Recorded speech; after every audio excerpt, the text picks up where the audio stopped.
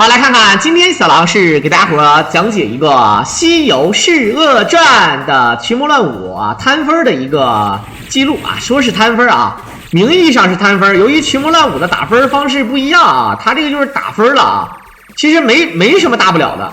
我个人呢还是想把它当成一个什么来看呢？我们个人啊可以把它当成一个这个咱们的这个一个故事来看啊，《西游释厄传》老沙。群魔老哈驱魔去了啊！群魔乱舞老沙摊分打分不能叫摊分啊。然后下一场呢，我们可以解说这个合金弹头。然后我们的西游小哥哥呢，这个当然啊，我知道应该是全路线流程什么的。然后你可以把这个你可以告诉我一下啊，就是它里面有什么细节，我还没看啊，我没看，我都不知道怎么回事啊，因为这个什么样的，你告诉我一下。好，可以看到他练这个大必杀，这个大必杀是什么呢？跟大家伙讲一下啊。全搜集全路线。这个大必杀呢，就是大型的原型出鞘啊，也就是整个这个游戏当中，这个最赖的招，原版的这个《西游释厄传 Super》里面是没有这个技能的，但是这个技能呢打分特别高啊，主要是用来打分的。如果要是真正意义上的摊分的话，我知道是有别的方法，不是这种方法的，是有别的方法的。所以说呢，咱们也不是特别贪，要真正意义上的摊分，打2个小时，你们也不愿意看是吧？啊，你们也不愿意看的啊。合金3那个不是摊分，那个是全物品、全隐藏收集啊，全隐藏的啊。好，这个大银角的眼珠子都凸出来了，这眼珠子啊，这眼珠子他妈实在是有点东西啊。看起来非常皮，当啷，全路线全搜集，全部演示，中间多余重复的全部剪辑好的，所以全程下来不到1个小时，我操，是狠啊！好，呀，这个这个银角，说句实话有啤酒肚，然后呢还特别瘦，你看这个老银角啊，啤酒肚还特别瘦。老银角死了之后被斩首了啊！如果你要往底下走的话，底下那个小银角啊，搁那哭爹呢啊，哭爹喊妈的啊，爹呀，你死的好惨啊！来，咱们看一下，哎，你看这个小银角手里拿的那把剑是曹操的青钢剑，就是《三国战记》里面那个兵剑，你看没看见？那个兵剑拿完之后呢，正好配合这个啊，直接就是寒冰掌，对不对？好，来。如果你过去把他这个喊爹这个小银角打了，这个还得一个小银角还扎耳环，好的，跳正摇手，直接一手必杀，定住。这个你看直接被斩首了啊，老残忍了，2个超杀就死。这个小银角血量实在是太少了啊，这么点的血量的啊！很多人说一看那小狼这是什么难度啊？我跟大家伙讲啊，这是究极难啊，这是究极难。其实这个玩法呢，我觉得其实就在技术来讲啊，其实还是一般化啊。我们这个叫李春霞阿逼的啊，也是可能是挑战了一些排名，因为没有人玩嘛啊，玩这个玩法的人很少啊，就是可能就为了个封号。但是咱们借着这个故事来讲一讲，也好长时间没有给大家伙讲这个街机了嘛啊。下一个视频给大家伙讲合金3的全路线全物品搜集也是挺好的。老沙这个人呢，我感觉好像好多人摊分都是用老沙啊，就包括那个新群魔乱舞啊，也是老沙。哎，我们看一下这个金角大王为什么头上有点绿啊？来，你看，就这个大必杀血量非常多，第一关刚到这儿就已经67万了啊，这个分数非常高的。这个你看有多少个目标啊？把这个能量升满，然后用小元神 A 几下。如果全程都用大元神的话，我觉得应该是好再升一个，哎，葵花第3式看不看见？这个好大元神4个目标8万，一个2万啊，一个2万啊，兄弟们啊！呀，当，好，这大葫芦有点东西了啊！当，哦，妈逼哦！这个血也非常多的啊，你不要以为这个血是吃干饭的，血也非常多的。好，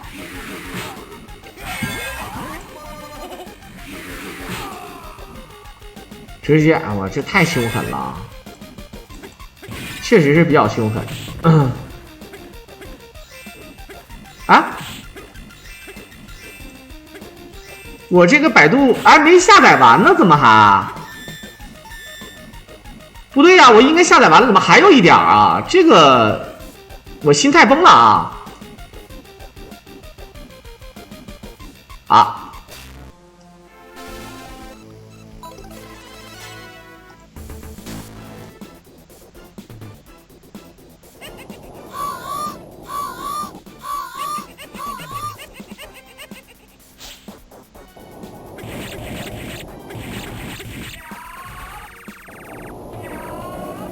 好，我感觉好像有点微懵。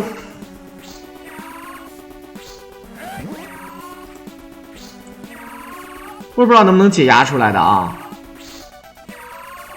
啊，好的 ，OK， 我解压一下啊。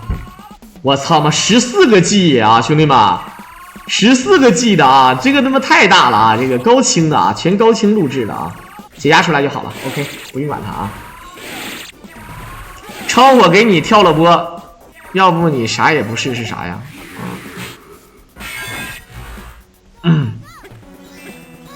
好了，看看这边是老沙啊，老沙了啊。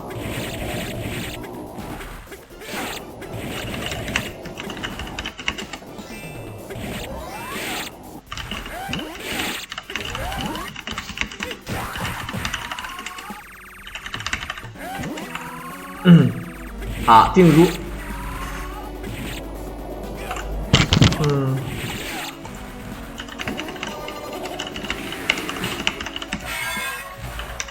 我操，解压这个东西电脑都卡了，兄弟们啊！解压直接这个都卡了。好，连续雷啊！这边是第2关，很多人说这个费血怎么办啊？就是这个咱们只是为了打分啊，费血都是小事的。大元神是打分的关键啊！只要大元神。有一手大元神就是没有亏可以吃的啊！瓦龙需要够老沙，发型抄袭，你别闹了。老沙这头发这么多，对吧？我长得这么帅，对吧？我长得这么帅却掉头发，你们长得那么丑却不掉头发呢？为什么呢？啊，你懂吧？能晓得吧？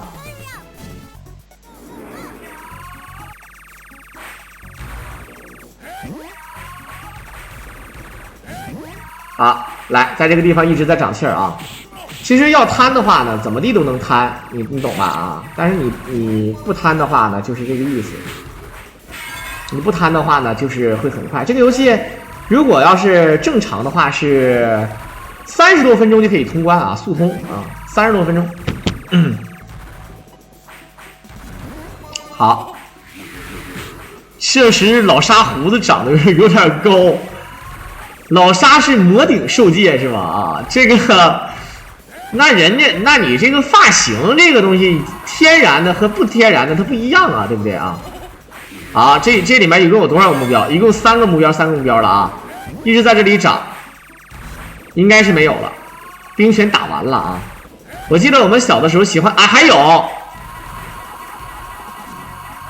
好，等这个冰拳走上来，一脚踢。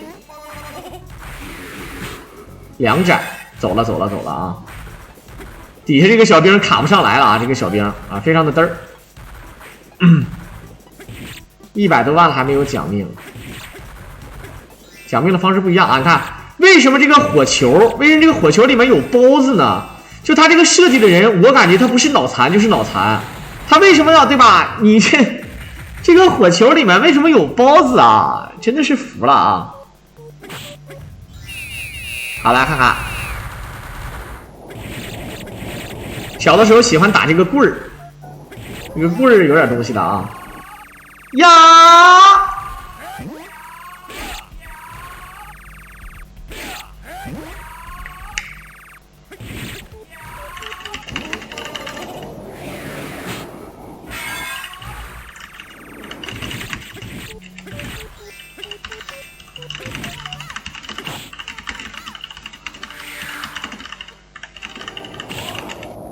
好，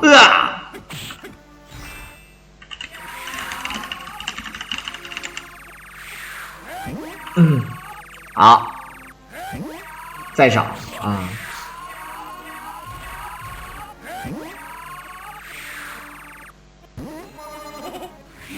这个小兵，哎，你们这个小兵到底是什么妖怪？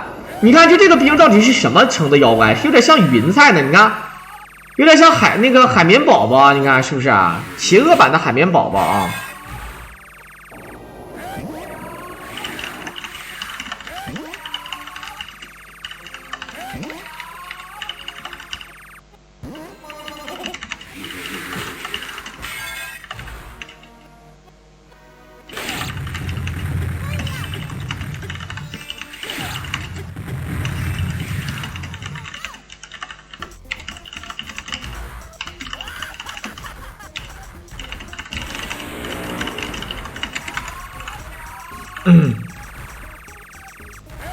好，直接加。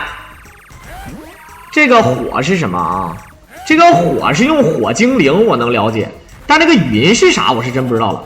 好，5个目标，6个目标，6斩，看没见？6个目标12万，这他妈的到180万了还没有奖命的啊！这个到底什么啊？这个点上那个有点像那个西兰花似的那个，有点像西兰花那个到底是什么东西？我到现在我也不知道啊。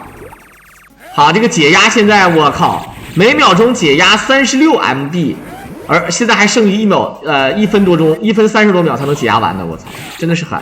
好了，感谢我们的石佛哥3手办卡支持我了啊！人参果不是长得像小孩吗？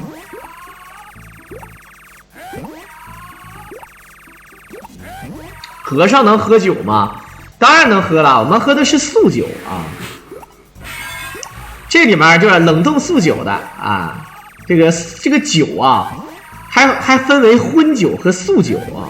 我认为素酒就是果酒啊，度数非常非常低，低到不能再低的那种，对吧？比啤酒的度数低多了那种啊。然后呢，再就是荤酒是什么呢？荤酒就是米酒里面还得放猪油啊，不能叫猪油啊，反正就是动物油啊，酿造的里面往里加。那时候也没有什么。对吧？你懂的啊。孙小果，我操！不对啊！你们可能不了解啊。虽然说我这么说呢，在西游记世界是明朝啊，写西游的人呢是明朝人写的，对吧？咱们呢故事是唐朝，包括呢之前咱就不说了啊，因为主要讲唐朝的取经之路嘛。但是故事呢是啥？故事呢是那个是明朝的人写的。他这个酒啊。这个古代的时候真的有所谓的荤酒，他用那个荤油来酿酒的啊，是有这个的啊。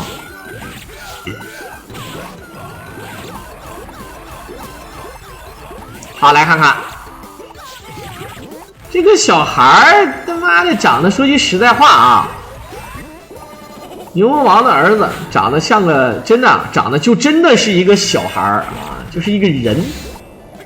你就是说随他妈好，就这个啊，就这个西兰花，很多人说是人参果、释迦果什么的，这也不是啊，对吧？也不是啊，这个啊。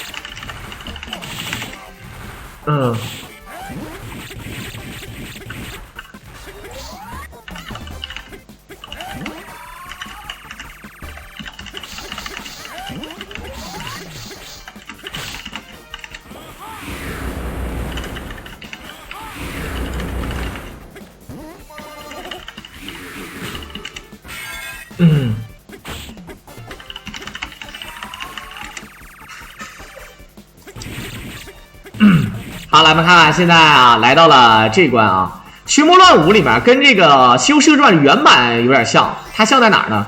就是它《群魔乱舞》呢，它是那个谁呀？它是那个第3关是默认啊，你可以选关，但第3关默认的是这个车迟国啊，是车迟国。而这个如果说是那个谁的话啊，如果说是这个正常的《西游释传 Super》第3关应该是那个谁？应该是那个大水怪啊。大水怪，小龙女是龙马的妹妹，叫敖灵那我想问一下那个，对吧？我想问一下那个熬汤是谁？熬汤，对吧？这个熬药啊，还有熬鹰啊，对吧？这个都是谁？熬汤、熬药、熬粥，这个都是熬灵，这都是谁呀？啊，菩提果啊，是菩提果是吗？我知道有那个释迦果啊，菩提果，菩提果是啥呀？啊，熬粥、熬边、熬饼、鳌拜，鳌拜那个鳌跟这个鳌它不是一个鳌啊，嗷嗷的那个啊。呀，鳌拜，鳌拜，鳌拜，鳌拜拜啊，熬粥。嗷嗷，敖鹰是那个什么？那个羞羞的铁拳里面那个敖鹰是吧？你们吃过释迦果吗？我吃过释迦果啊，挺干涩的，但是挺甜的。然后呢，还有人参果呢，我一直都不敢吃啊，我不知道它是什么东西，像萝卜似的啊，长得像小孩似的，就是特意就可能它长的时候呢，拿一个模子啊，拿了一个模子罩的。还有杨桃，我其实挺喜欢吃杨桃的啊。菩提老祖就是葡萄，那菩提老祖是葡萄是谐音梗啊，谐音梗是要扣钱的，知道吧？啊，释迦果啊，到现在我都没有吃过牛油果，请问牛油果好吃吗？我听说牛油果啊，据说牛油果能量热量特别高。啊，而且这个牛油果呢，就是所谓的健康呢，肯定是有一点，但是没那么有效啊，是炒作啊，是炒作的。啊，这阳历大仙被卡在这个香炉这儿，日照香炉生紫烟。很多人说牛油果可以做菜吃啊，不知道的啊。杨桃熬汤，我靠！好，300万才讲一条命，我的天哪！这个摊分啊，300万能讲一条命，也实在是太狠了啊！吃没吃过螺蛳粉？我螺蛳粉忠实粉丝，我最喜欢吃的粉是在长沙啊，那种就随便你找一个挺火爆的一个早餐的店儿，它的那个长沙的这个粉就非常的好吃。然后呢，就是我在我们这边吃那些，包括网上卖的那些不正宗的那种螺蛳粉，因为我没去线下广西，我没去柳州吃过正宗的螺蛳粉，所以说我不敢说最好吃的粉啥。当然，我现在吃过最好吃的粉是长沙的粉，因为我没吃过正宗的那个，对吧？现场制作的那个，对吧？螺蛳粉，我对螺蛳粉是真爱啊，兄弟们啊！对啊，我对螺蛳粉是真爱。就现在网上卖的那些什么产品，对吧？我都觉得很好吃了，已经很好吃了啊！以前我都经常吃那些什么无名园米粉，但是现在觉得不，就是正常吃螺蛳粉挺好的啊。螺蛳粉呢，就是有一个特别难的地方，就是它做啊，就必须点那个，对吧？那个粉一煮得煮10来分钟啊，就你要不煮的话，那个粉特别硬啊，不是不煮啊，你要煮的时间短不行，没有用的啊，煮的时间长，你知道吧？啊，然后正宗的螺蛳粉，我都吃不到里面有螺丝的。对吧？螺蛳粉里面有螺丝，对吧？啊，这个，但是我没吃到啊。好，啊，桂林的米粉呢，据说也是极品，但是我也没吃着，对吧？长沙粉叫什么我也不知道啊，对吧？我只是我去长沙现场解说比赛的时候，我就吃那个长沙那个米粉，是咱们粉丝啊，一个姓郭的粉丝啊，就是这个。对我郎非常不错啊！这个我比赛当天结束之后，第二天我是飞机，然后呢，比赛结束之后呢，他应该是晚上大概是10点了吧，然后呢就带我去这个 KTV 唱歌，然后呢又又带我去吃了饭啊，然后吃了夜宵，然后呢又带我去洗澡。然后大早上啊，因为洗澡那个地方直接可以睡觉了嘛，然后就睡完觉之后呢，又带我去那个什么啊，又带我去这个长沙这个米粉店，然后第二天开车把我送到那个机场啊。4年没见狼哥了，是吗？放在冷水里一直泡着，对对对，有很多粉啊都先泡着就比较好啊，对啊，泡着就比较好的啊。主要说洗澡，哈哈哈哈。哦，妈咪 baby。其实我对这种面条类的啊，就粉儿也是面条的嘛，这种对吧？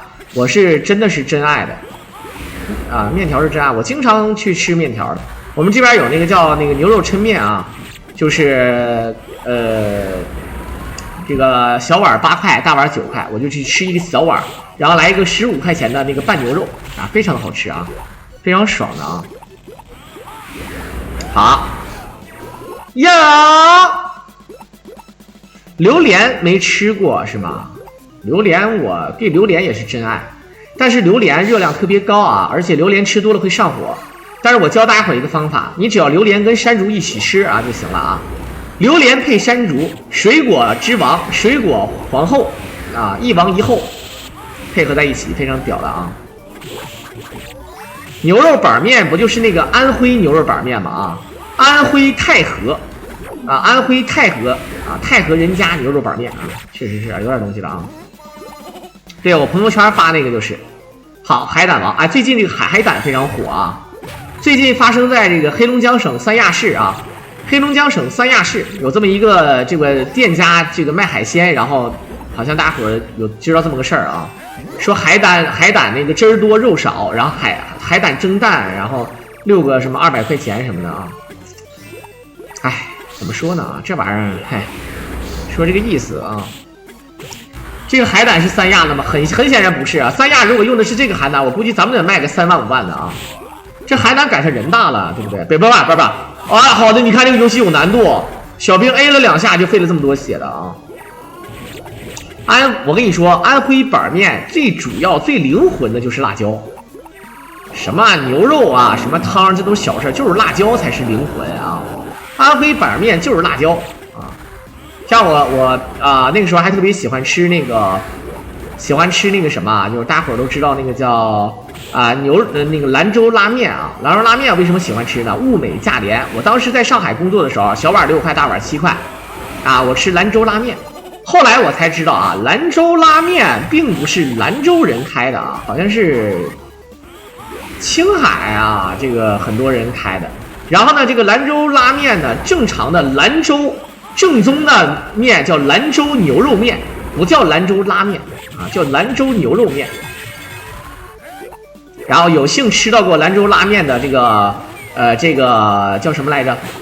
它有那个大盘鸡，而且呢还有这个最灵魂的一个炒饭就是他们的那个口音啊，我给你模仿一下啊，土豆牛肉盖浇饭啊，土豆牛肉盖浇饭啊，它是土豆牛肉盖浇饭啊，它就是这么说，我也不知道为什么啊，而且我去过好多的这个兰州牛肉面，他都是这么跟我说，我说我想吃那个，给我来个土豆牛肉盖浇饭啊。然后他就土豆牛肉盖浇饭啊，我不知道为什么要这么说的啊，这个就这么说啊。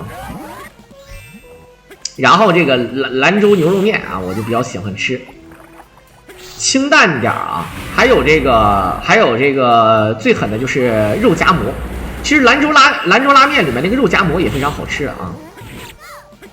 对，就是这个口音啊，我也不知道为啥土豆牛肉盖浇饭，就是说话，反正我要不是我说完，他重复说一遍，我都听不懂啊。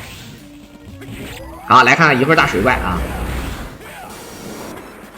你看这个大水怪，哎呦我去，大泥鳅啊，这是正儿八经的大泥鳅啊！呀最狠的我记得有那个叫什么重庆鸡公煲，对吧？人家说那个重庆鸡公煲。重庆本地不知道啊，没吃过啊，我们都吃火锅的，谁吃这个什么鸡公煲啊？后来是一个人叫王重庆，然后叫重庆鸡公煲，就相当于说啊，就好比是这么说的啊，对吧？我跟他们不一样啊，我说的这个王总好，不是在像他们一样在问候你王总好，是我设计这个园林的主题，对吧？他在向你招手，当你从阳台俯瞰，仿佛在说王总好。啊，就这种意思啊，就我叫王重庆，海参炒面，这面是我炒的，我叫海参，面是我炒的，非常完美啊。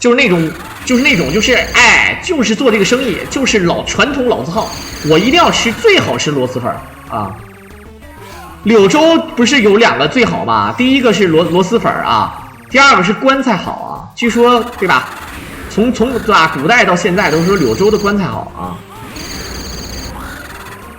等，来四川请你吃火锅，我肯定啊，有机会肯定是要去的啊。但是说句实在话，旅游是需要成本的，对吧？旅游不光说是时间成本啊。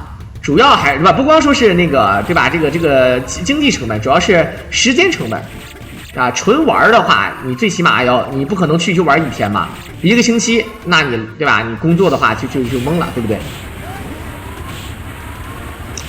柳州本地人都不知道哪家好吃，那肯定是有，不能说最好吃啊，那就是头部啊。就比如说啊，哪家好吃不知道，但是有这么几家一定要吃啊，都差不多啊，对吧？那我就一定要去啊。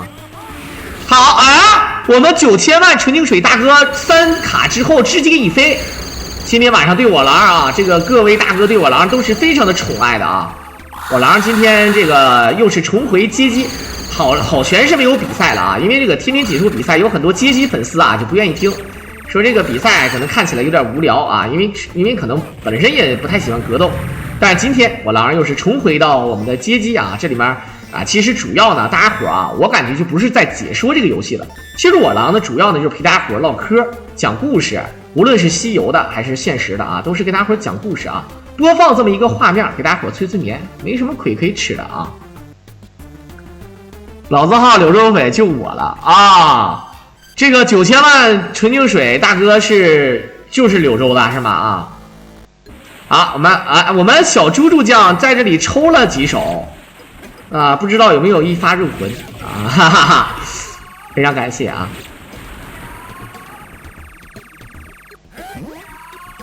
好，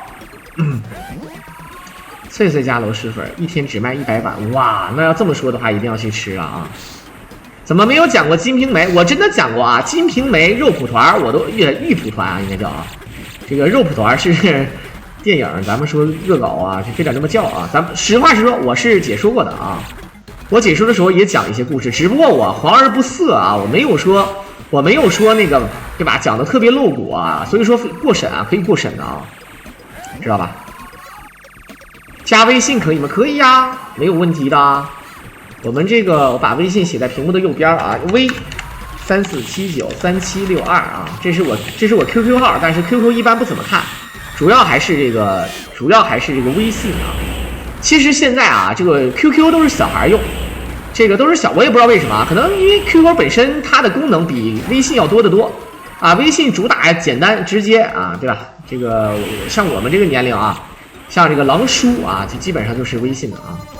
但是这个 QQ 啊，这个微信可以加34793762啊。他叮当，他这手里拿这个大鹏王啊，金翅大鹏鸟啊，手里拿的是鞭。啊，手里拿着鞭，是有点东西的啊。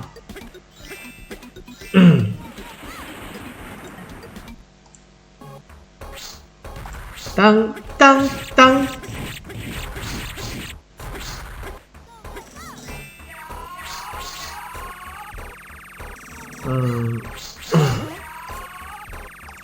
好，直接涨。今晚打王者吗？我今天是上了朋友的号啊。我上了朋友的号，然后是 QQ 区的啊 ，QQ 手 Q 区的，然后钻石3吧，上来3连胜啊，就跟打人机似的啊。我最后那把妲己都无敌了，好吧啊。拼好，这手兵啊，确实明啊，确实有点东西的啊。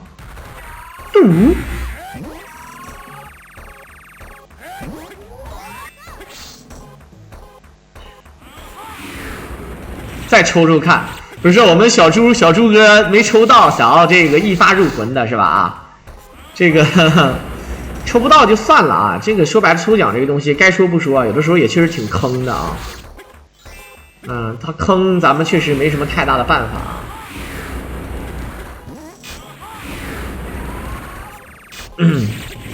好了，什么时候回归的？我都会，大哥，这个9天呼呼你别闹了。不要个逼脸啊！你天天来，你问我啥时候回归的啊？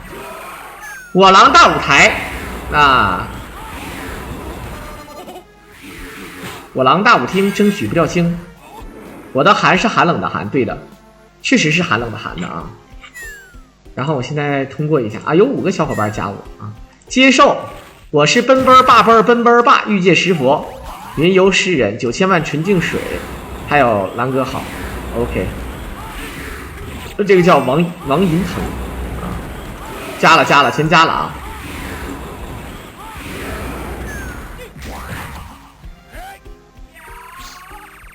好，这是用隐身衣啊。这里面这个隐身衣为什么要叫蜜？我不知道啊，为什么要叫蜜？确实有点东西的啊。好，这个你看啊，他这个大元神打血多，咱先不说啊。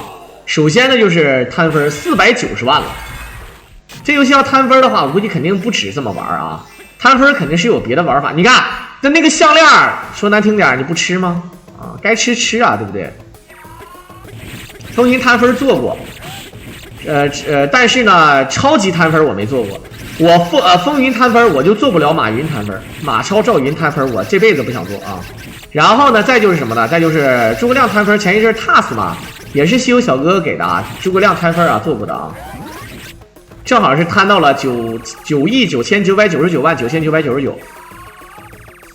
应该是9990是吧？啊，好，我们看一下这个小猪猪酱又抽了，又抽上了啊！这个，哎，这个低调。好的，白银狮子，带上这个白银狮子之后啊，受到的伤害呢，对吧？只能有1点啊，只有1点。当然呢，这个青钢剑除外啊，可能是破掉这个伤害的啊。噔噔噔噔噔噔噔噔噔噔噔噔，我是87年啊，那这么说我是87年的10月19啊，应该是87年的10月19，也就是阴历的话是87年的8月27是生日。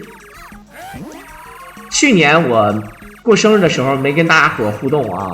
过生日的时候跟大家伙直播啊，说难听点啊，说好听点是给让大家伙一起开开心心的直播，说难听点就是过来骗礼物来了啊，哈哈哈。有的时候过生日这个骗礼物这个套路啊，也是非常恶心的啊。好，太黑了，狼哥可不是啊，有的时候这个抽奖这个东西，有时候确实黑啊。比我小一奶奶，小一奶奶是有点东西的啊。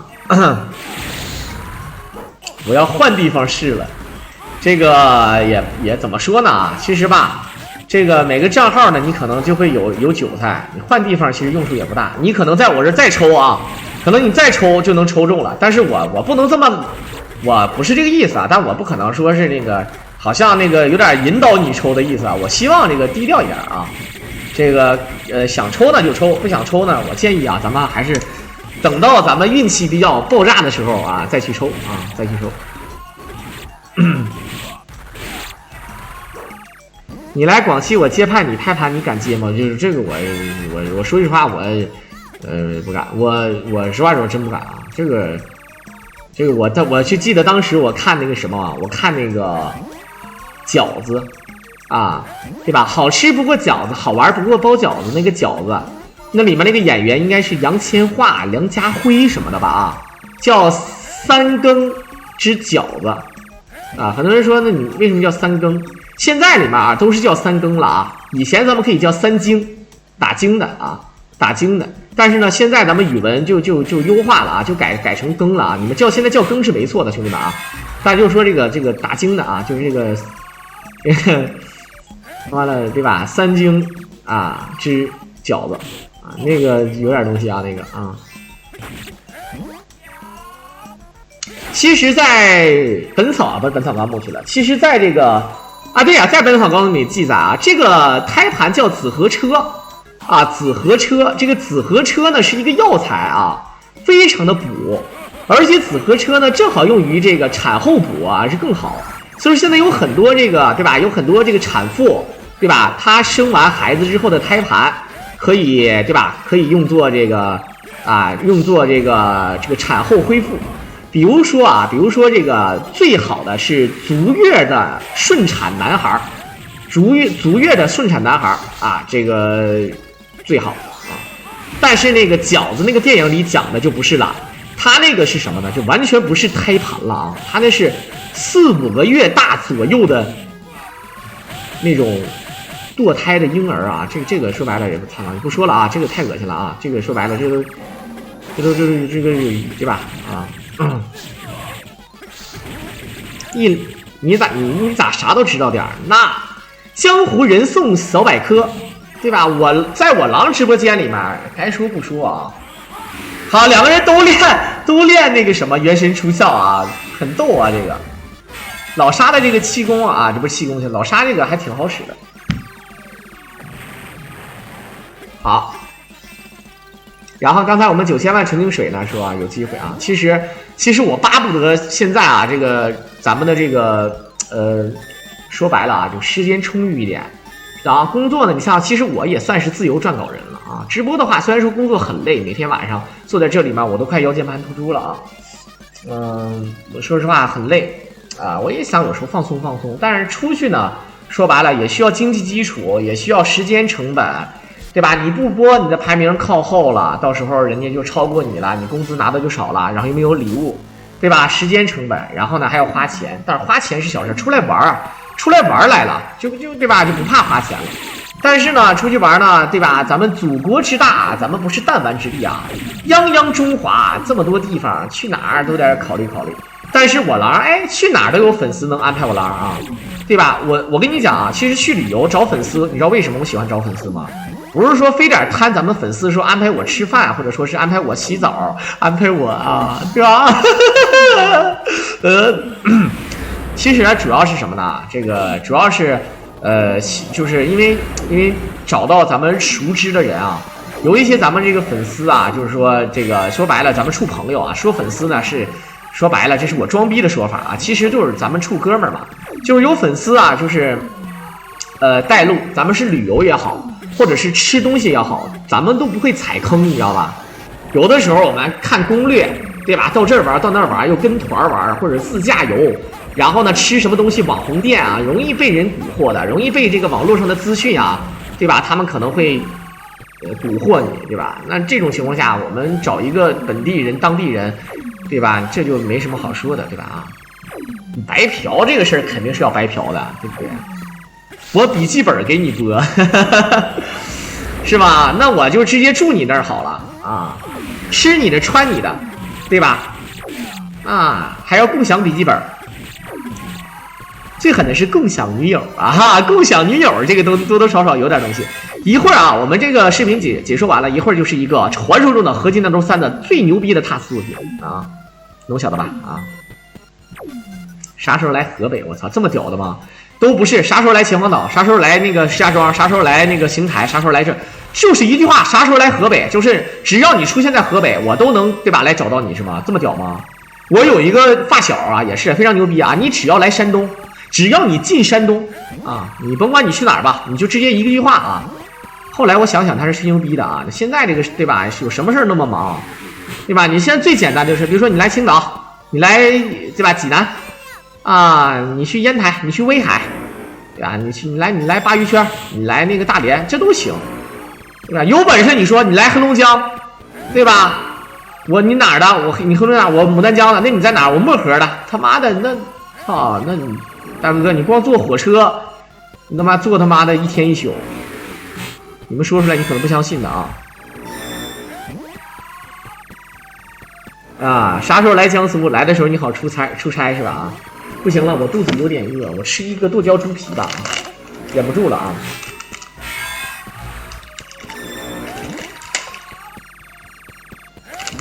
黑龙江非常大啊。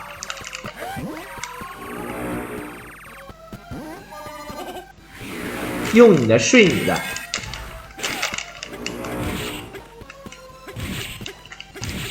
充气的话，先充满，然后1个万、2个万，然后大万。大元神是只有大万才可以的啊，只有大万才可以练大元神的啊。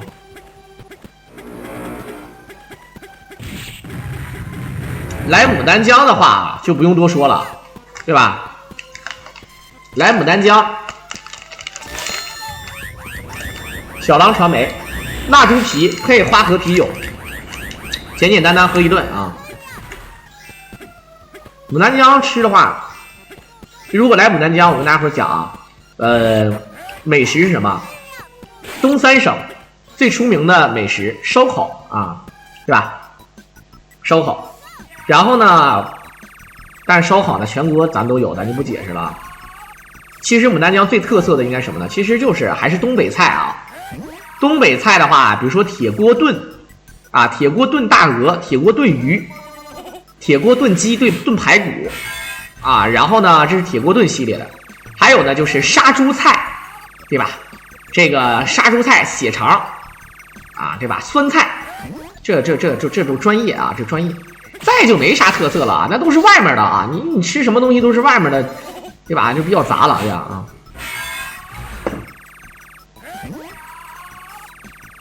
锅包肉，锅包肉太狠了啊！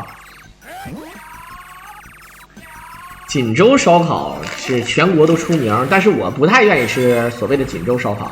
我哥们儿去锦州烧烤啊，就是我老说那个我兄弟前女友的那个我兄弟，他就是去那个锦州烧烤，那个锦州叫什么？锦州烧烤，它叫什么？锦州玉烧烤，是不是啊？我也不知道啊，叫锦州玉烧烤。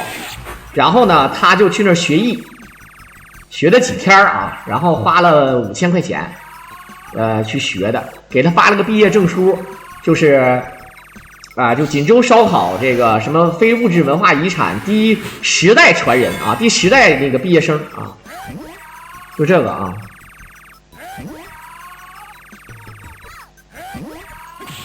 锅包肉涂番茄酱，说到番茄酱，我只能想到一个地方，就是天津。我听说天津干什么都是要番茄酱，大饼卷一切啊。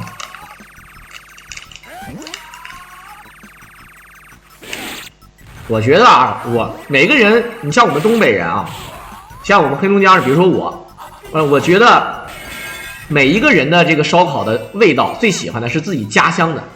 你像我家是东方红林业局，我们那边的烧烤啊也很出名，但由于我们不是城市啊，对吧？不是城市，你比如说黑龙江有几个出名的地方，你像有那个像鹤岗烧烤啊，伯利烧烤，伯利地摊儿啊，就是黑龙江的。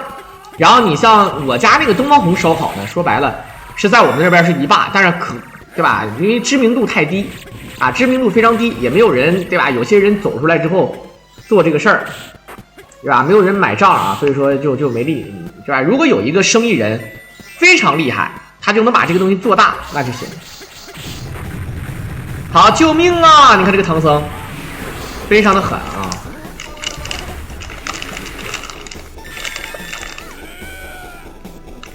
天津那个早餐最特色的叫什么？我操！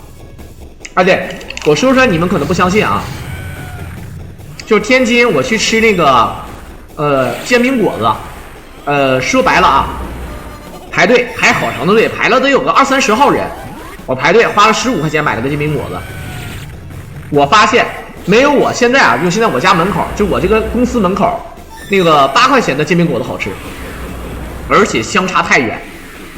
这么说吧，如果我们这边的这个煎饼果子8块钱的这个煎饼果子又多又实惠又好吃，你给它打8分的情况下，那个排队天津的那个煎饼果子大概我能给它3分，可能还会更低。这玩意儿不是埋汰人啊，我不知道啊，我就觉得精神病啊。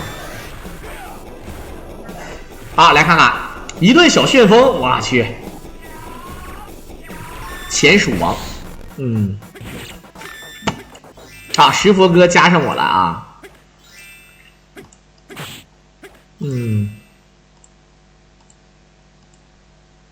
以前号没了啊，瑶光哥都加我了，我去啊，太狠了啊！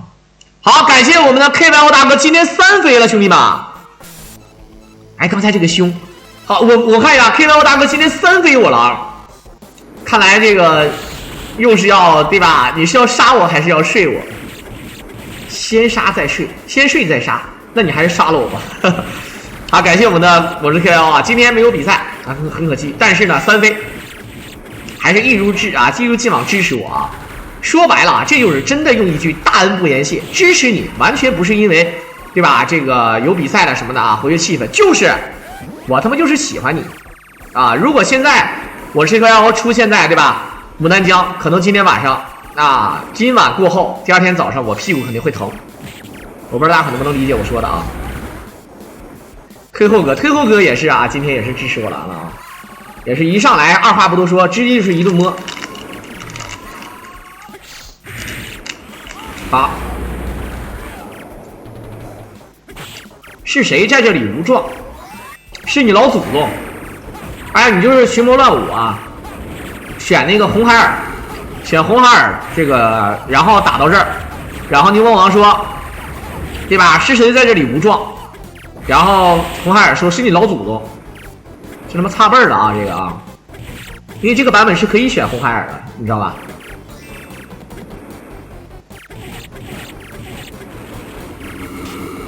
战地小的2没说过啊。好，这个牛，我感觉这个小牛的攻击也挺帅啊！你看小牛也可以做吉祥物的，感觉好像把怪卡住的样子啊！690万，兄弟们，这个卡怪这个玩法这么赖的吗？真的是在卡怪啊！好。来看看，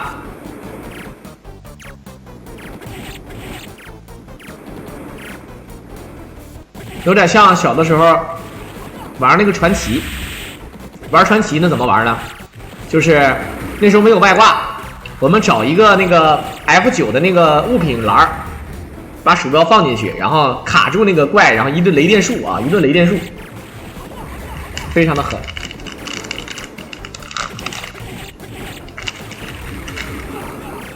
其实是可以吸血的，兄弟们啊！我感觉是可以吸血的，因为这个，群魔乱舞，咱们是水克火呀，对吧？这个不用说啊。好，时间要到了，兄弟，一个兵，寒冰掌啊跑了，无名小卒来日再战。水克火啊！感觉这个寒冰掌，很多人只说只有一面，其实不是的。你看这个 Super 啊，群魔里面练寒冰掌也是全屏的。很多人练寒冰掌愿意左右，这里面不用，练了之后中了就是中了啊，中了就是中了。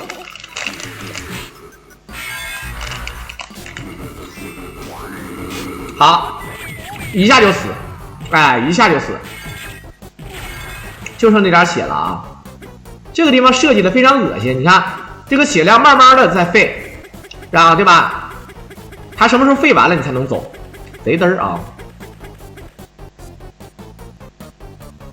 孙悟空打不过牛魔王，是这样的啊，孙悟空跟牛魔王斗法，孙悟空真的是在占上风。你要看《西游记》原文的话。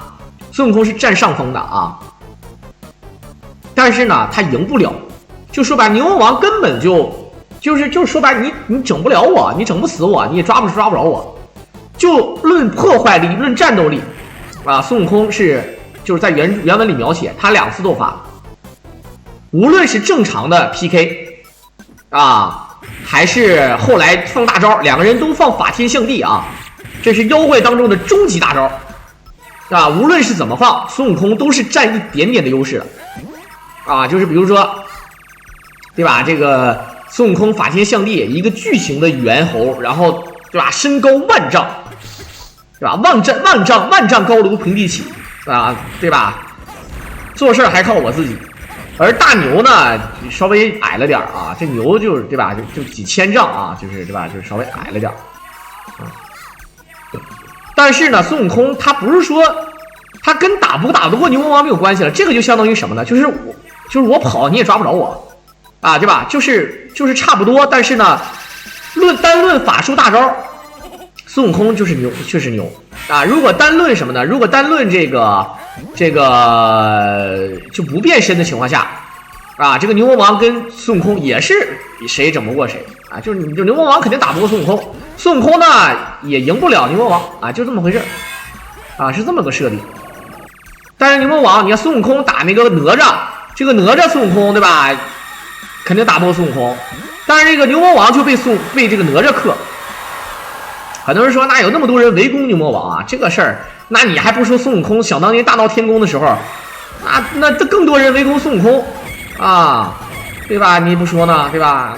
对吧？二郎神都来了，也就那么回事啊，对吧？比这个变化方面上，二郎神确实比这个孙悟空要稍微的屌一点啊，这个大伙儿都知道的啊。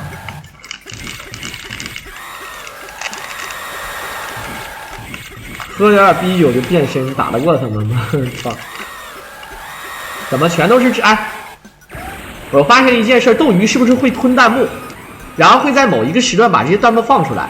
你像咱们有很多人现在还在说三国的梗，明明都是1个小时之前，而且是1个多小时之前的那个弹幕，然后他现在你们才说，这是为什么呢？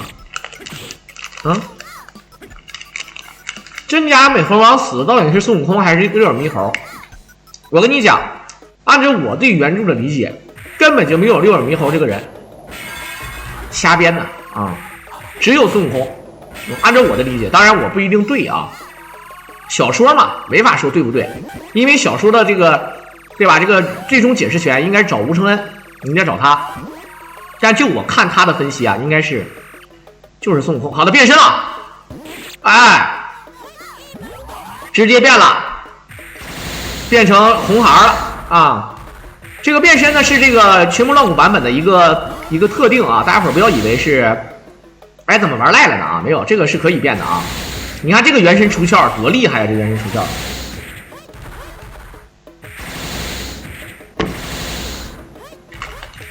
对，就是包括很多人说，西天取经讲的就是一个人物的成长，孙悟空有很多。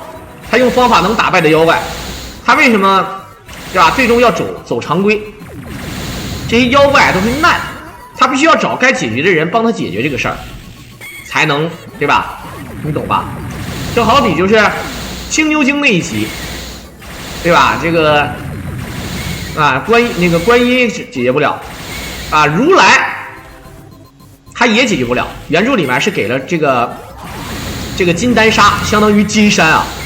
相当于拿钱买通的道路，收完之后呢，这个对吧？这个金沙全没了，全没收了，说白了就收兜了。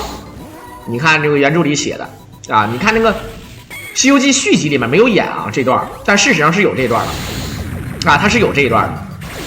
然后呢，这个请太上老君来，那太上老君来收，那是不是说白了，这就是太上老君全是太上老君的。你看太上老君有金角银角，对吧？派下来搞孙悟空。啊，搞这个取经团队，然后又是他的司机，他的代驾啊，他这个牛魔王，对吧？哎，还有铁扇公主，说白了跟他有没有事儿啊？对吧？对吧？你大家伙心里有想，而且，对吧？很多妖怪的这个，对吧？妖怪的这个法宝全都是太上老君铸的。这个太上老君这个人打造兵器啊，这个能力 max 啊，对吧？这个元始天尊收徒弟的能力 max。啊，一个是武器打造大师啊，兵器法宝打造大师，在梦幻西游里面，太上老君肯定能打造出来什么，比如说这个鞋子加破血皇宫啊，什么腰带加愤怒啊，对吧？武器什么无级别呀、什么对吧？啊，就这个啊，这是大师啊，都大师。好了，直接把大黄魔抠了，这死的也忒惨了点啊！这是我们老沙的幻境啊，不是幻魔的幻境，所以说这就通关了。这样的话，740万3400啊，没多少分啊。如果真正意义上的摊分的话，肯定是要比这个多的啊，兄弟们。最终唐僧跪着爬出来了啊！最后也是感谢我们的李阿霞阿逼给大伙儿表演了这么一个视频。我中间讲故事了啊，就是吹牛逼了，解说呢谈不上，大家伙儿就是听我狼一乐呵。希望大家伙儿能够继续支持我狼吧，我们就不用多说了。那感谢大伙儿的收听，我们就下期再见吧。哎呀妈，这金身啊，你看啊。